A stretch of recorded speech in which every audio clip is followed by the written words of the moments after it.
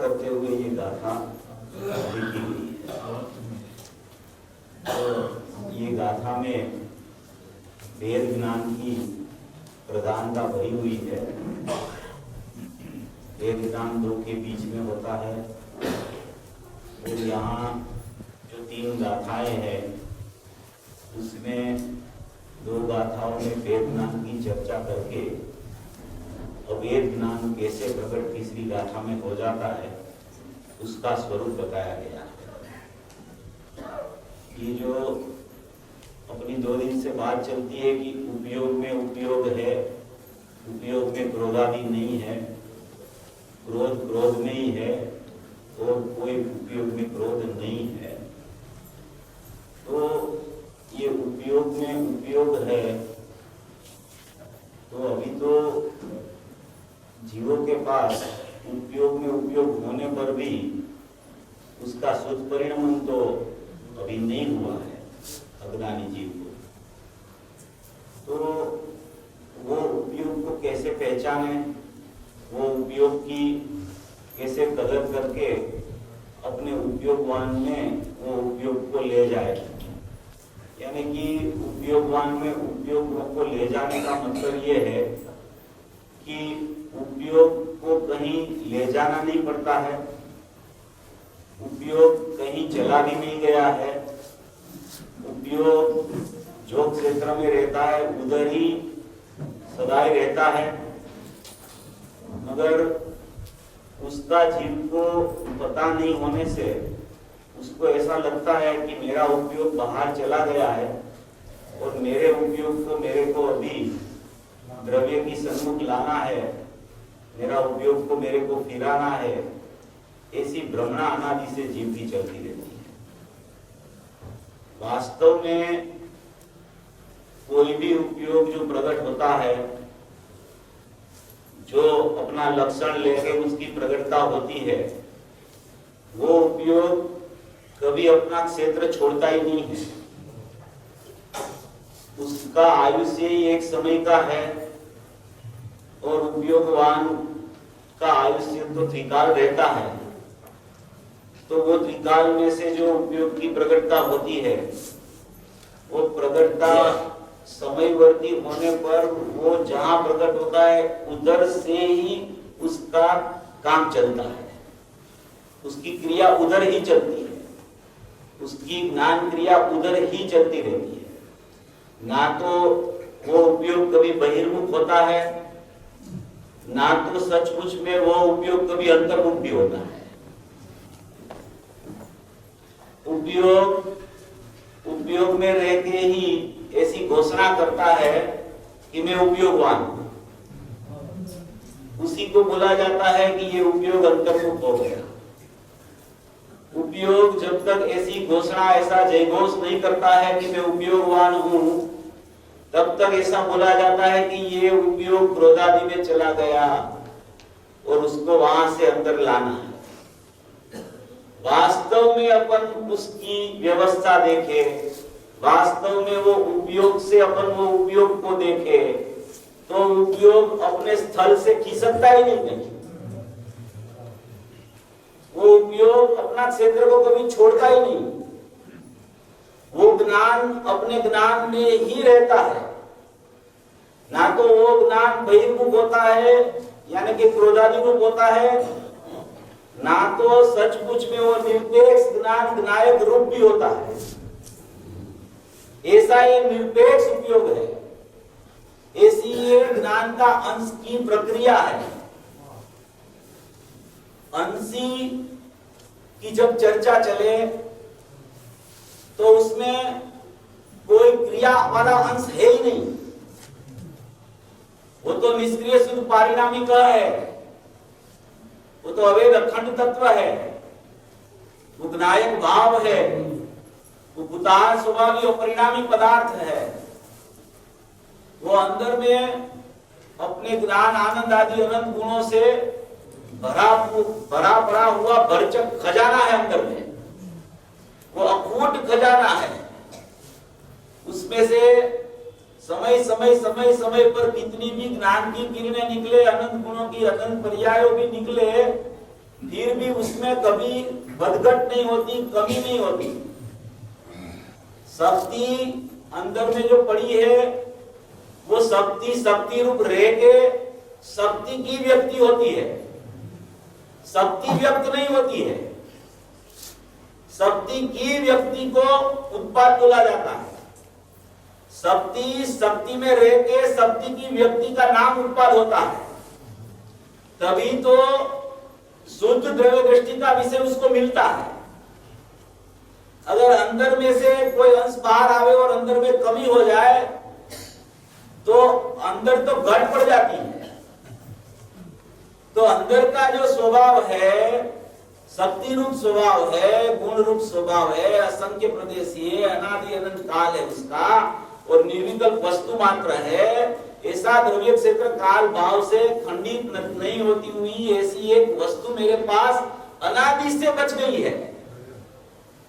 कितना भी जीव का उसकी बहिर्मुख पर्याय में विपरीत परिणमन हो जाए, मोह राग द्वेष की कितनी भी प्रक्रिया चल जाए, फिर भी अपना निज ज्ञायक परमात्मा ऐसा न ऐसा सदा त्रिकाल अवस्थित अपना ज्ञान आनंद और सुख से भरा पड़ा अपरिणामी तत्व ऐसा न ऐसा रहता है।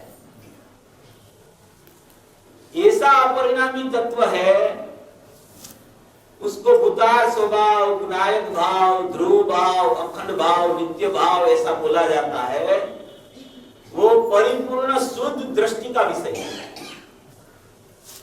दृष्टि का विषय इसको बोलते हैं कि जिसमें दृष्टि नहीं होती है, उसका नाम दृष्टि का विषय है। अनंत गुणों की अनंत पर्यायों से रही ऐसा अनंत गुणात्मक अखंड तत्व, उसको दृष्टि का विषय बोला जाता है। ऐसा दृष्टि का विषय, मुझे गुरुदेव श्री ने दृष्टि के विषय बारे में कोई ऐसा प्रवचन नहीं मिलेगा कि जो प्रवचन में दृष्टि के विषय की बात नहीं आती हो। ऐसा जो दृष्टि का विषय, ऐसा शुद्ध परमात्मा चैतन्य देव, ऐसा त्रिकाल परमात्मा, ऐसा लबालब भरा हुआ अपनी अनंत शक्ति संपन्न परमात्मा, अपने पास सदैव मौजूद है, हयाती रूप है, त्रिकाल पड़ा है, शाश्वत देव है, अनादि अनंत परमात्मा है, ऐसा मैं हूं, यही मेरी वस्तु है, ये वस्तु मात्र परमात्मा वो मैं हूं, उसको बोला जाता है। यहां लिखा है उपयोग, वो उपयोग त्रिकाली परमात्मा है। और वो जो उपयोग है वो रहता कहां है कि वो उपयोग रहता है अपने अंश रूप उपयोग में रहता है। उपयोग जो अंशी है, माने कि उसको उपयोग बोलो, उपयोगवान बोलो, त्रिकाली द्रव्य बोलो, ध्रुव बोलो, चैतन्य सत्ता बोलो, वो जो विनायक भाव उतार स्वभावी परमात्मा है, वो अपना अंश रूप, लक्षण रूप, अपनी जो विनायक की एक अंश रूप सत्ता है, उसमें अनादि से विराजमान है। कोई कहे कि मेरे विनायक को मेरे को ढूंढना है, मेरे को चाहिए, तो मेरे को कहां खोजना, कौन सी मार्गना में वो मेरे को मिलेगा? तो वो एक ज्ञान का अंश रूप लक्षण है, वहां पे ही वो विराजमान है अनादि से। भेद से देखो तो वो अंश में विराजमान है, अभेद से विनायक भाव को देखो तो वो अपनी त्रिकाल सत्ता में ही त्रिकाल द्रव्य विराजमान है, अभेद में ही अभेद विराजमान है, अभेद की सत्ता में ही अभेद रहता है, अपरिणामी तत्व अपरिणामी में ही रहता है। उसका भेद करो तो वो अंश में रहता है, अभेद से उसको देखो तो विनायक भाव में ही अपने गुणों में ही विद्यमान है, अपनी सत्ता में ही विद्यमान है। ऐसा एक ज्ञान और विनायक का प्रकरण ये गाथा में आया है। अभी ये इसमें जो उपयोग में उपयोग है, उपयोग में क्रोधादि भाव नहीं है, तो इसमें दो सत्ता की भिन्नता बताई है। एक सत्ता है वो द्रव्य सत्ता है, और द्रव्य सत्ता के साथ में उसका ज्ञान रूप अंश को रखा है, और एक क्रोधादि की सत्ता है, वो क्रोधादि की सत्ता को पुद्गल में डाल के उसको पुद्गल से अवैध कर दिया है, और ज्ञान की सत्ता को, अंश की सत्ता को अंशी से अवैध करके उसमें रखा है। ये दोनों सत्ता का विभाग इसमें दिखाया है कि ज्ञायक की सत्ता उसके ज्ञान के अंश में रहती है, और क्रोधादि की सत्ता जो बोली जाती है वो क्रोधादि में ही रहता है, यानी कि वो सचमुच पुद्गल का ही परिणमन है। जो परिणमन विभाव रूप पुद्गल के आश्रय से होता है, पुद्गल के लक्ष्य से होता है, कर्म के लक्ष्य से विभाव की प्रकटता होती है, उसको कर्म का परिणमन, पुद्गल का परिणमन ही बोला जाता है। एकस्य पुद्गलस्य ही निर्माणम, 39वीं गाथा में ये बात आई है, 39वें वर्ष में। तो ये यहाँ जो दोनों की भिन्नता बता के आचार्य भगवान ये बताना चाहते हैं कि तू ऐसी भिन्नता समझ लेगा तो तुझे अविपरीत ज्ञान की प्राप्ति हो जाएगी। ऐसी भिन्नता अगर तूने समझ ली तब अविपरीत ज्ञान प्रकट होगा। अगर दोनों को तू एक साथ में रखेगा, दोनों को तू इकट्ठा करके देखेगा कि क्रोध तो मेरी पर्याय में होता है, मेरी पर्याय तो अभी विद्यमान है, मैं तो अभी रागी द्वेषी मोही हूँ, मेरा परिणमन तो अभी विवाह रूप चल रहा है, और वो पर्याय तो मेरे द्रव्य की है, द्रव्य की पर्याय को मैं पुद्गल में कैसे डाल सकता हूँ। अगर ये प्राथमिक भूमिका की बात में से भी तू अभी नहीं निकला है तो ये ज्ञान का अंश और अंशी की सत्ता और क्रोधादि की सत्ता अलग अलग तुझे भाषित नहीं हो सकती। ज्ञानी लोग फरमाते हैं, मुझे गुरुदेव श्री की एक शैली है कि वो अपने निज ज्ञायक तत्व की दृष्टि और आदर करना हर समय में सिखाते रहते हैं, और जो जो पर्याय चलती है उसका ज्ञान भी हमेशा कराते रहते हैं।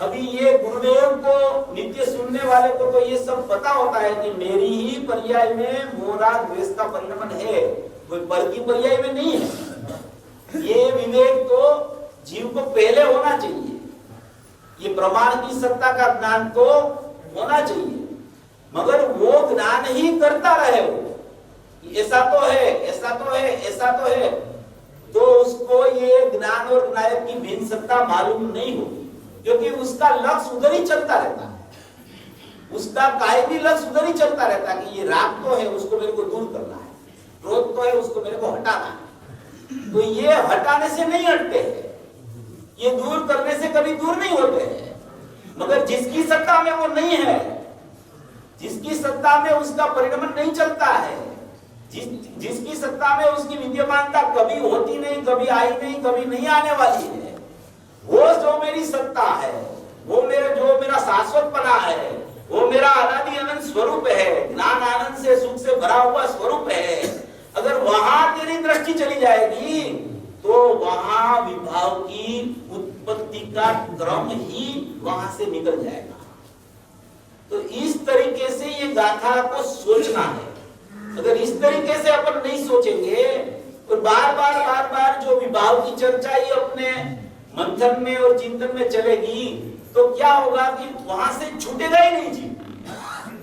और परिणमन तो ये चलने वाला ही है, जब तक राग चलेगा तब तक ये परिणमन चलने वाला है, तो उसको तो कोई रोक नहीं सकता है। तो अपने को उसका ज्ञान करके, उसका ज्ञान में निर्णय होने के बाद में अपनी ज्ञान और ज्ञायक की सत्ता का ही विचार करने की जरूरत है।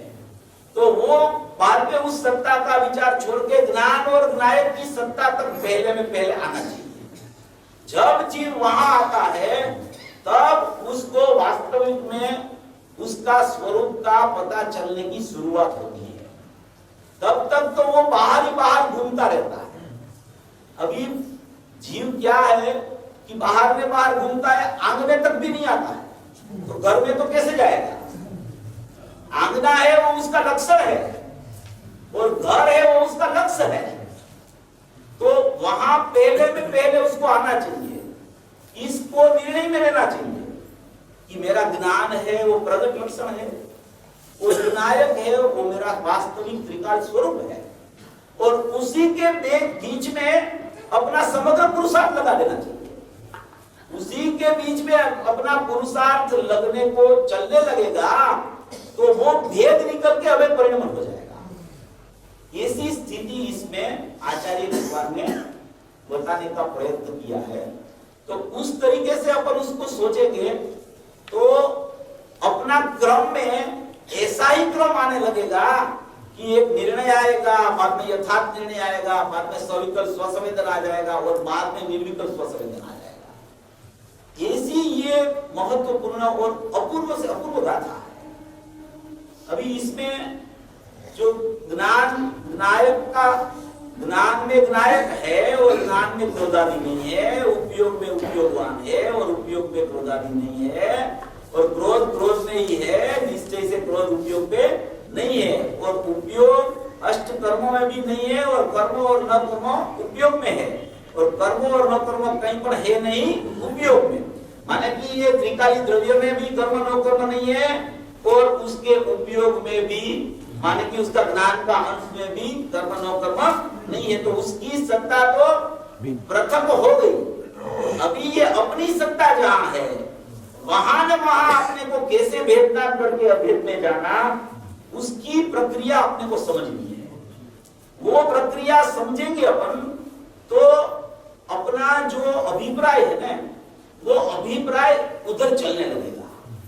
ये सब चीजें ज्ञान की प्रधानता से कही जाती है, मगर इसमें सब काम अभिप्राय का है।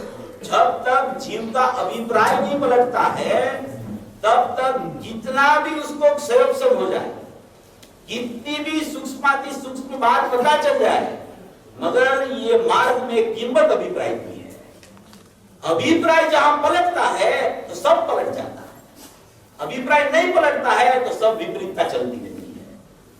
अभिप्राय यानी दृष्टि यानी श्रद्धा यानी विश्वास, ये जब तक नहीं पलटता है तब तक कितना भी ज्ञान में नायक है ऐसा भी उसको पता चल गया हो, मगर वास्तव में ज्ञान में नायक बस ही रहा है ऐसा अभिप्राय नहीं होवे, तब तक अभेद परिणमन नहीं हो सकता है। तो इसके बारे में एक अनेकांत की चर्चा भी अपन ले लेते हैं। एक समंतभद्र आचार्य हुए हैं, उसने लिखा है अनेकांतों की अनेकांत प्रमाण नहीं साधन, ऐसा एक श्लोक आया है कि अनेकांतों की अनेकांत और प्रमाण नहीं साधन। अनेकांत की सिद्धि कैसे हो सकती है कि अनेकांत की सिद्धि प्रमाण और नहीं से हो सकती है। उसमें अनेकांत की सिद्धि करने के लिए प्रमाण भी चाहिए और नहीं भी चाहिए। उसको बोला जाता है अनेकांतों भी अनेकांत। तो अनेकांत है वो तीन प्रकार के होते हैं। अपना धर्म तो अनेकांत और स्यादवाद वाला है ना, जैन धर्म अनेकांत वाला है, स्यादवाद वाला है। तो उसमें अनेकांत क्या होता है? तीन प्रकार का अनेकांत होता है, तो एक ही प्रकार का अनेकांत नहीं है। अनेकांत के तीन प्रकार होते हैं।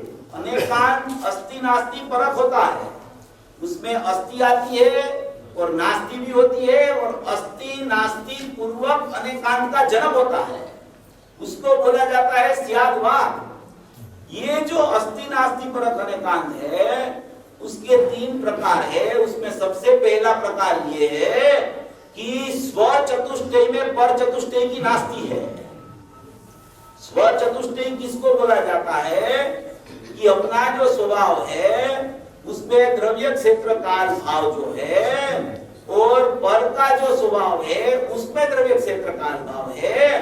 तो पर की मेरे द्रव्य क्षेत्र काल भाव में नास्ति है, ऐसी अपनी अस्थि को सोच के पर की नास्ति करके जो अस्थि नास्ति अनेकांत की परख करता है उसको ये वो जीव स्व चतुष्टय में पहले आ जाता है।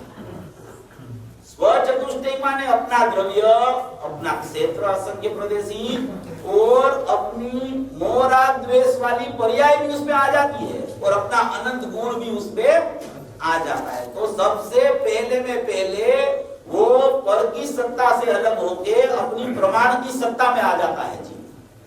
अपनी प्रमाण की सत्ता में आने से उसको आनंद नहीं आता है, पर की सत्ता से छूटता है, मगर अपनी अभी पर्याय में मोह राग द्वेष की प्रवृत्ति तो चलती रहती है। अपनी सत्ता में जो मोह राग द्वेष पर्याय में चलते हैं ना, उसमें कोई पर की सत्ता का कोई कारणपणा की कुछ नहीं है। निमित्त नैमित्तिक संबंध भी अभी याद मत करना, क्षणिक उपादान नहीं लेना उसमें कि अपनी उपादानगत तत्समय की योग्यता से ऐसा परिणमन होता रहता है। निमित्त नैमित्तिक संबंध का ज्ञान हो तो उसको रखना, मगर लेना क्षणिक उपादान। क्षणिक उपादान से जो जीव सोचता है कि मेरी पर्याय होने योग होती रहती है, अपने सत्कारक से होती है, मैं उसको फिरा नहीं सकता हूं, मेरी योग्यता के अनुसार पर्याय का परिणमन होता है, ऐसा जिसको पर्याय को देखने के लिए क्षणिक उपादान से जो जीव देखता है वो निरपेक्ष पर्याय को देखता है, तो फिर उसको बार बार पर्याय को देखना नहीं पड़ता है। उसको पता चल जाता है कि मेरी पर्याय क्रमबद्ध है, मेरी पर्याय निरपेक्ष है, मेरी पर्याय होने योग्य होती है, मेरी पर्याय योग्यता अनुसार होती है, और जितनी जितनी पर्याय अनंत काल तक होने वाली है, जितनी जितनी अनादि काल से आज तक हो गई है, वो सभी वर्तमान पर्याय के सिवा पारिणामिक भाव में पड़ी हुई है। और जब जब उसका क्रम आता है तो उसका स्वकाल में उसका क्रम में वो प्रकट रूप हो जाती है। वो जैसी प्रकट होने वाली है, जो द्रव्य, जो क्षेत्र, जो काले, जो भावे, जो भवे, जो निमित्ते, जैसी पर्याय जैसे होने वाली है ऐसी ही होती है। उसको कोई फिरा नहीं सकता है, उसको फिराने के लिए कोई समर्थ ही नहीं है।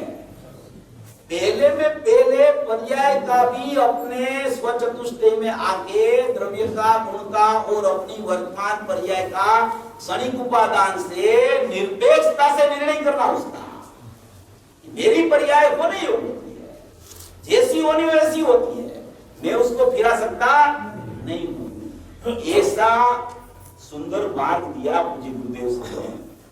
क्रमबद्ध पर्याय की चर्चा में भी अकर्ता स्वभाव की दृष्टि हो जाती है।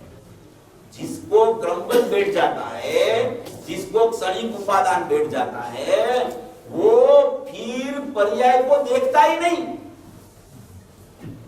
वो पर्याय को फिराने का पुरुषार्थ करता ही नहीं, उसकी दृष्टि द्रव्य पे ही चली जाती है। तो इस तरीके से सबसे पहले क्षणिक उपादान से अपनी पर्याय का भी निर्णय करना। त्रिकाली स्वभाव का अपना द्रव्य है, उसमें अनंत गुण भरे हुए हैं और उसकी पर्याय क्रमबद्ध होने योग प्रति समय अनंत गुण की अनंत पर्याय की प्रकटता होती रहती है। उसमें मेरा कुछ पुरुषार्थ चलता नहीं है। मेरा पुरुषार्थ क्या होता है कि समझण का पुरुषार्थ होता है।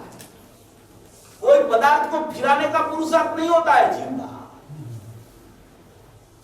पुरुषार्थ किसे बोलते हैं कि सच्ची समझ करना कि मेरा द्रव्य स्वभाव ऐसा है, मेरा गुण का स्वभाव ऐसा है और मेरा पर्याय का स्वभाव ऐसा है। ऐसी सच्ची समझ जिसको होती है उसको सचमुच में पुरुषार्थ बोला जाता है। सच्ची समझ जिसको होती है वो फिर कभी पुरुषार्थ से अपनी पर्याय को पलटाने का पुरुषार्थ नहीं चलाता है, क्योंकि उसको समझ हो गई है। ये मार्ग समझ का है। करना, धरना, फिराना, पलटाना ऐसा मार्ग नहीं है। ये सच्ची समझ, उसका नाम धर्म है। अपने स्वभाव की सच्ची समझ, उसका नाम धर्म है। तो सबसे पहले इस तरीके से अपने स्वचतुष्टय को सोचना हो। स्वचतुष्टय की अस्ति, उसमें पर चतुष्टय की नास्ति, उसको बोला जाता है अस्ति नास्ति अनेकांत। अभी इसके बाद में यहां तक जीव आता है अपने स्वचतुष्टय में। बाद में वो स्वचतुष्टय में न स्वचतुष्टय में भेद ज्ञान चलता है। एक भेद ज्ञान स्व से पर का, स्वचतुष्टय से पर चतुष्टय का। दूसरा भेद ज्ञान अपनी न अपनी सत्ता है। द्रव्य गुण पर्याय स्वरूप अपनी सत्ता है, द्रव्य क्षेत्र काल भाव स्वरूप अपनी सत्ता है। वही सत्ता में भेद ज्ञान करना है। तो वो भेद ज्ञान क्या है? जो वो भेद ज्ञान है उसमें ज्ञायक भावों में और प्रमत्त अप्रमत्त में नहीं हूं। माने कि ज्ञायक भाव की अस्ति और मेरे में उत्पाद में की नास्ति। ज्ञायक भाव मेरा स्व और पर्याय पर ऐसा एक अस्ति नास्ति अनेकांत है। ऐसा अस्ति नास्ति अनेकांत में जो जीव आता है तो वहां आने के लिए फिर उसमें प्रयोग चलता है, वहां काम ज्ञान का चलता है। तब ये ज्ञान का अंश है ना, कार्यकारी शुरू होता है। अभी वो ज्ञान का जो अंश है, वो ज्ञान का अंश कैसा है? वो स्वभाव का अंश है।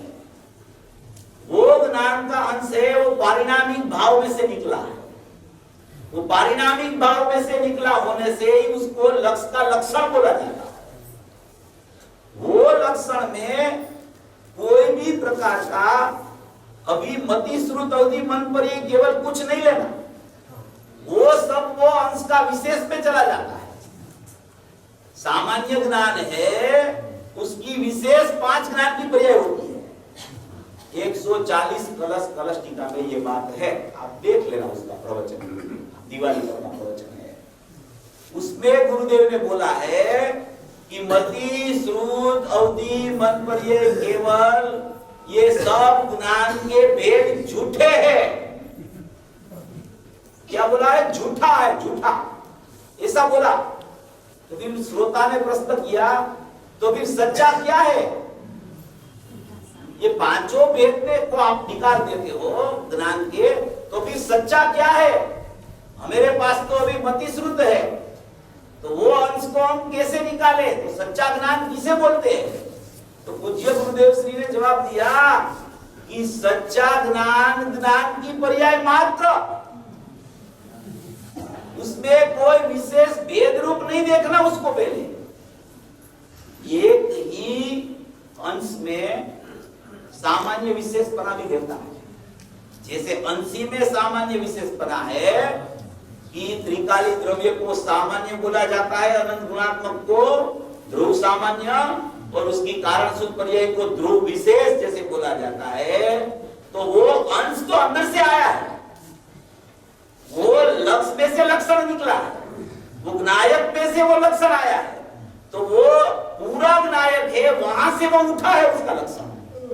तो जितना उसमें है, जैसा उसमें सामान्य विशेष है, ऐसा ही वो अंश अंदर से प्रकट होता है सामान्य, और वही अंश परिणमता है उसमें मति श्रुत अवधि मन प्रिय केवल होता है। तो अभी उसको सामान्य से देखना अंश को, ये सामान्य ज्ञान है, सामान्य ज्ञान है। निरपेक्ष ज्ञान में निरपेक्ष ध्रुव बसता है, सापेक्षता तो नई नई प्रकट होती है, सापेक्षता का जन्म तो नया होता है, भावश्रुत ज्ञान नया होता है, केवल ज्ञान नया होता है। जितना पुराना उतना आत्मा, और जितना नया उतना व्यवहार आत्मा। जितना पुराना इतना निश्चय आत्मा, और जितना नया नया होवे वो सब व्यवहार आत्मा बोला जाता है। तो ये जो लक्षण है वो लक्षण कभी लक्ष्य को छोड़ता नहीं है, वो लक्षण ने कभी लक्ष्य को आज तक नहीं छोड़ा, अनंत काल तक नहीं छोड़ने वाला है। जितना जितना जितना नया नया नया नया परिणाम आता है, चलता चलता चलता रहता है, वो सब सापेक्षता है, वो सब कर्म सापेक्ष परिणाम है, वो सब में निमित्त नैमित्तिक संबंध घटता है। वो जब जब वो प्रकट होता है तब कर्म का उदय अनुदय की अभाव का निमित्त बना उसमें लागू पड़ता है। और ये जो निरपेक्ष लक्षण है वो भी ज्ञायक की तरह शाश्वत है, वो अनादि अनंत है। एक अपेक्षा से ऐसा ने ऐसा, ऐसा ने ऐसा प्रकट रूप प्रति समय होता है, इसलिए उसको भी नित्य बोला जा सकता है। सर पहले तो हाँ,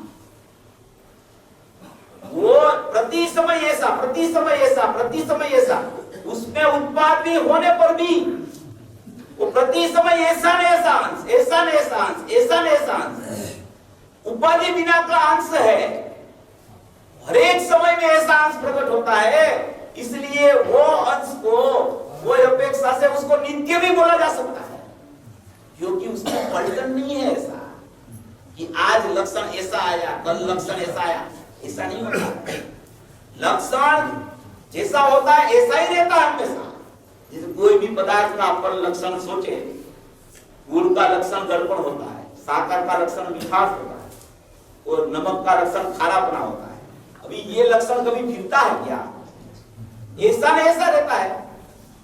जब तुम उसको चखो तब उसका नाम परिणमन और परिणमन बोला जाता है, तब उसका स्वाद आता है, स्वाद आता है, उसको परिणमन बोला जाता है। वो जो लक्षण है वो लक्ष्य अनन्य है, उसमें स्वाद नहीं है, वो तो परोक्ष है।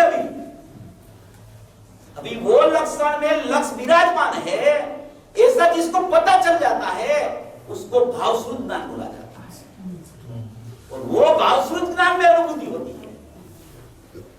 ऐसी इसमें मजेदार बात भरी हुई है। ऐसा ये महत्वपूर्ण संवर का प्रकरण है। संवर किसको बोलते हैं?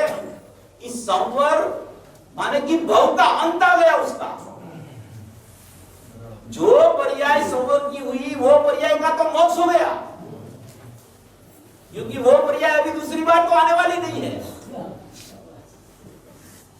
ये भव के अभाव की बात इसमें आचार्य भगवान ने लिख के कमाल कर दी है। उपयोग में उपयोग है, उपयोग में और कोई भाव है ही नहीं।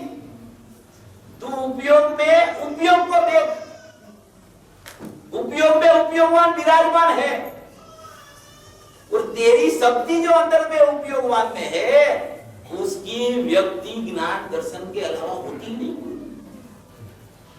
ज्ञान दर्शन ही उसका परिणमन है सचमुच में। आत्मा परिणमता है। गुरुदेव ने भी एक बार बोला और आता भी है कि सचमुच में तो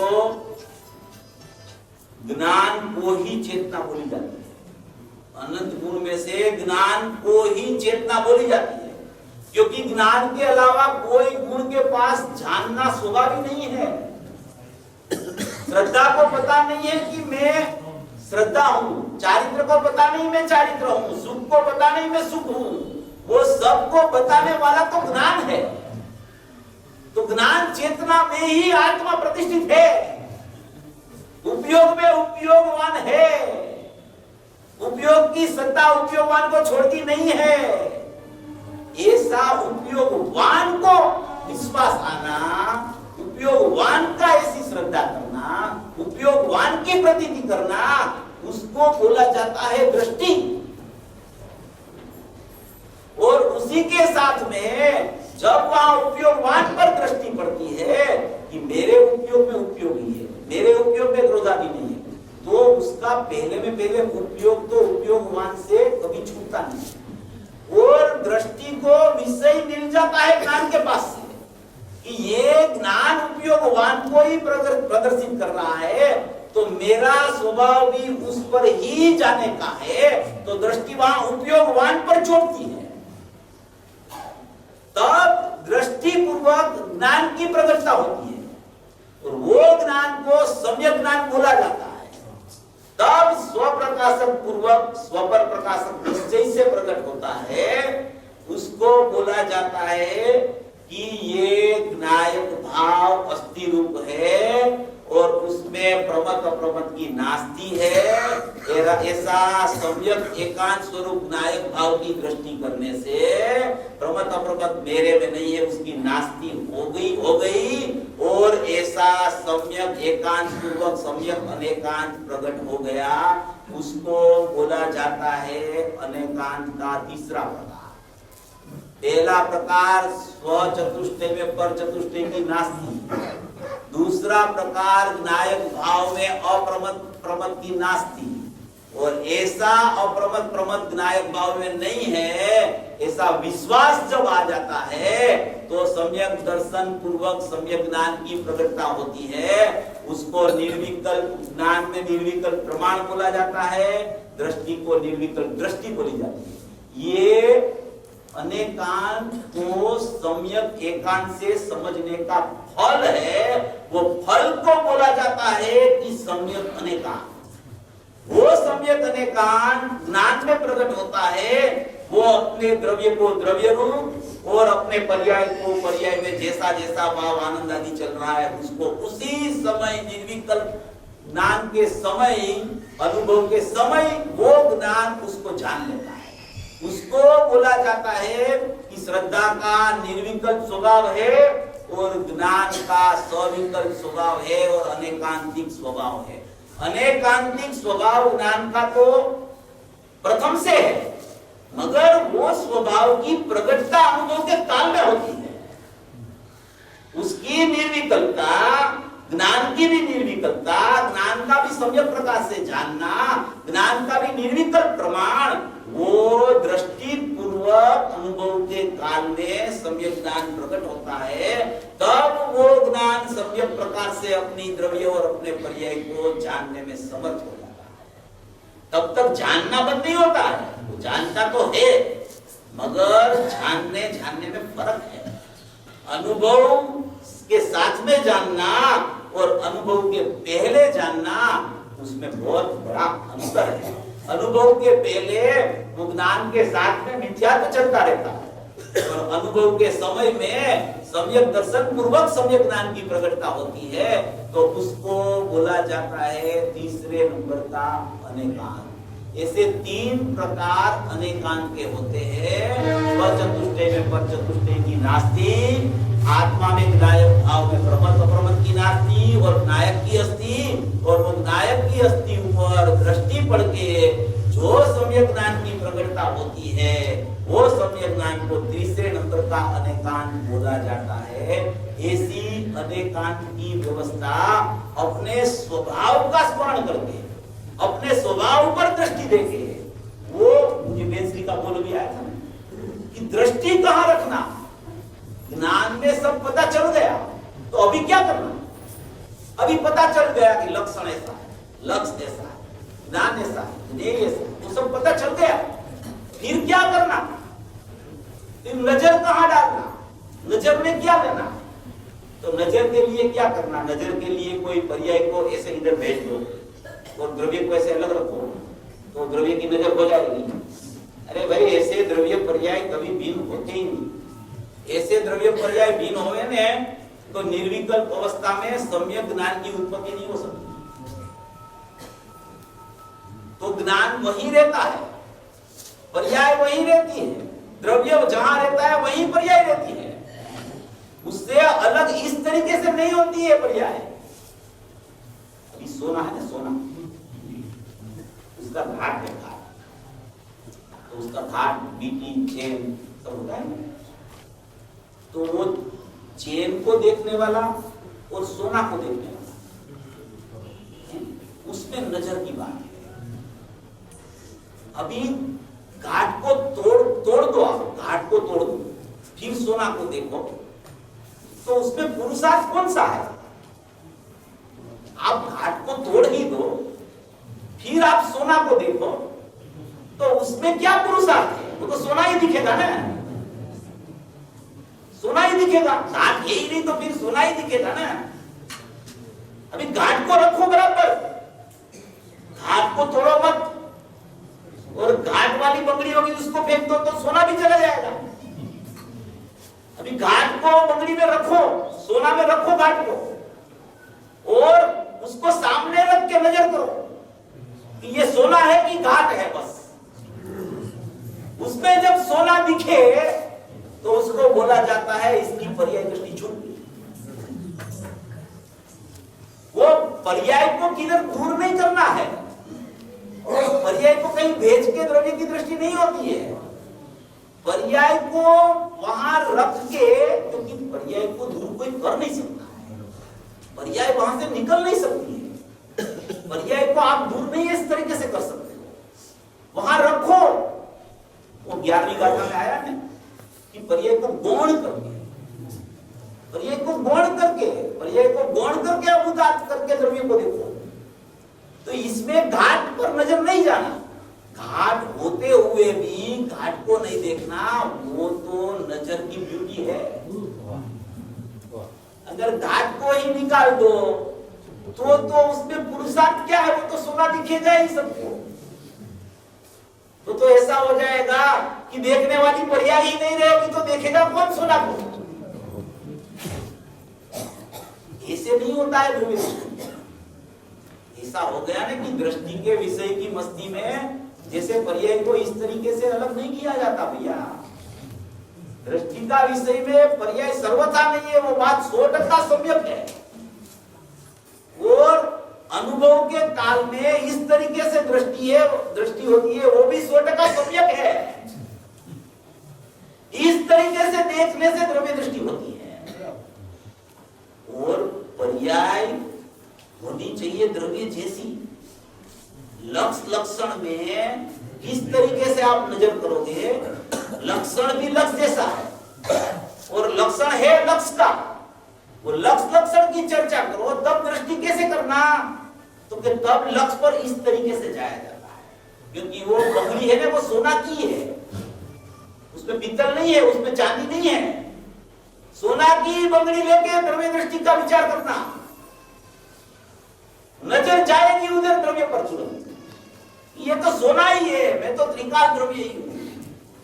लक्षण तो उत्पाद नहीं वाला है, मैं तो ध्रुव हूं। ध्रुव की दृष्टि होने से ही सम्यक ज्ञान की प्राप्ति सम्यक एकांत पूर्वक सम्यक अनिकांत हो जाती है। ऐसा इसमें उपयोग में उपयोग है, इस तरीके से बताना चाहते हैं। उपयोग में उपयोग ऐसा पता चल जाए तो उसको शुद्ध उपयोग होता है, बाद में शुद्ध परिणति चलती रहती है। उपयोग ऐसा कितना भी बार चला जाए परिणति छूटती नहीं है। ऐसी परिणति निरंतर चालू रखने के लिए उपयोग में उपयोग है, ऐसा अभ्यास करके मैं उपयोगवान हूं उसके ऊपर दृष्टि जाएगी तो सम्यक दर्शन, सम्यक ज्ञान, सम्यक चारित्राणी मोक्ष मार्ग प्रकट हो जाएगा। इस तरीके से सब मोक्षार्थी जीव अपनी निज निधि को पहचान कर मोक्ष मार्ग में प्रयाण करे।